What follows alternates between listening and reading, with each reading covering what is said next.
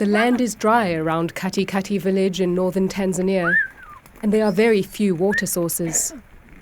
For the Maasai communities who live here, this means travelling up to 100 kilometres a day to search for water for themselves and their livestock. They know better than anyone what lack of water means. Our elders used to say, the most important thing of all, more than the death of a human being, is lack of water. Exacerbated by climate change, the scarcity of water leads to conflict with neighbouring communities. And combined with cattle theft and the threat of lions, the daily search for water is dangerous. Zion Fupi would travel 11 hours a day to fetch drinking water for her family. In those days, we were in very big danger. We were going very far to fetch water. At night, it was difficult to sleep because we were aching from walking long distances.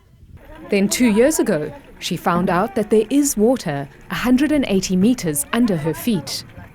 The Tanzanian government, with support from the International Fund for Agricultural Development and the Belgian Fund for Food Security, drilled a borehole here, one of 26 that have been constructed so far as part of this project. For these 14,000 Maasai and their 50,000 cows and goats, life has completely changed. After getting the water, we are now okay because the children don't go far. They go to school as they are supposed to. Secondly, when the cows go to get water, they will all come back because there are no threats anymore. With no need to travel to find water, the Maasai here have started to build more permanent houses. Nini maana ya familia? The children attend school and soon a health centre will open. There have been other changes too. Before, we were sleeping dirty until the rains came. When it rained, that's when we would wash. But now that there is regular access to clean water, health and sanitation has improved, and instances of diseases like trachoma have drastically declined. But this water source is still limited. To keep it sustainable, a water committee has been set up to schedule and monitor water use. They charge people for water access depending on their number of cattle. This money is used to pay for the pump attendants, trained by the local government to repair and maintain the equipment. According to the project coordinator, Israel Nyarubeli, it is essential that both the government and the community contribute. It's the responsibility of the government to make sure that his people are well and they are good and they're happy. And it's the responsibility also of their community to work for their own development. If they work on this partnership, they feel that this project is theirs. And the community does indeed feel the project is theirs. In fact, they have now raised enough money to drill for a second borehole. But what are the consequences for the Maasai culture when they decide to settle? When asked this, the elders were adamant that they are nomadic only to search for resources. It has nothing to do with being Maasai. We haven't lost our culture. Our culture is still the same. What is a bigger concern, perhaps, is the impact on the natural resources. Government says that their next step will be to work with the Maasai to decrease their number of cattle to ensure that the land can sustain them. Meanwhile, for this community, access to water is something to celebrate.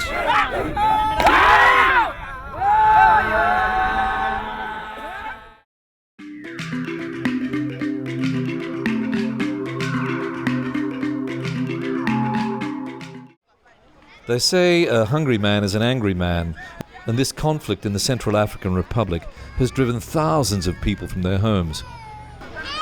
These people have suffered from violence, caught in clashes between different forces terrorizing the country. There's still a curfew from sunset to sunrise. Security's tight, but people are on the street only if they have essential things to do, and there's no economic activity beyond the search for food. We visited a number of feeding centres where WFP provides food to displaced people around the country. This one in Bangui was set up in a churchyard. Thousands of families have come to these clusters for food, but they also come here to take refuge due to the unstable security situation. But even with the tenuous security, they still come. Beatrice Kala arrived here 2 weeks ago with her 7 children. These supplies are the only thing that are helping her get something to eat, she says. She told me her house has been looted and she's afraid to go back. She doesn't have a house anymore, but still wants to go home to what's left.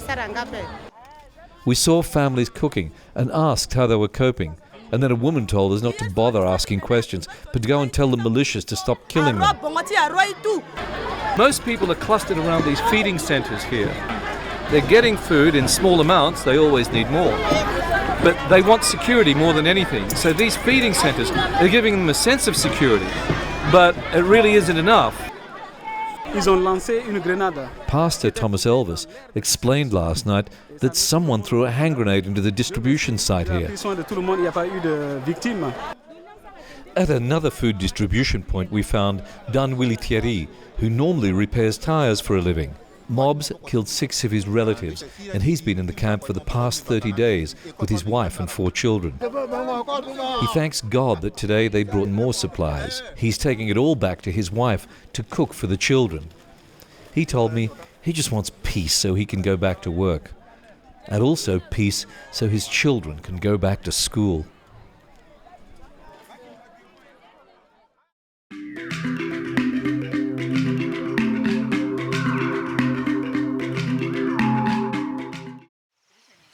Mpangilio means that you plan for the future, I need to start saving money for my kids.